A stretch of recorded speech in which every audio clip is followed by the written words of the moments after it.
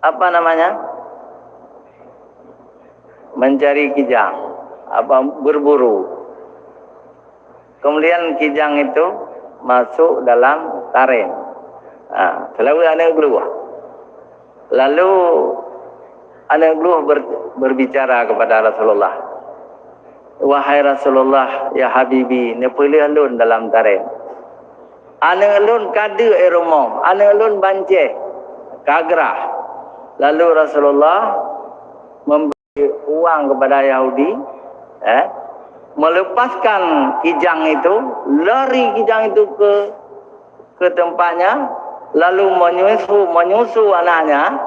Setelah kenyang anaknya itu, jadi gluh itu, kijang, lari kembali kepada Rasulullah. Ya Rasulullah, silakan sembelih aku, anak aku sudah kenyang di rumah. Tapi kata Rasulullah, aku Rasulullah, silakan engkau memelihara anakmu, tidak saya sembelihkan kamu. Nah, ini begitu akhlak Rasulullah yang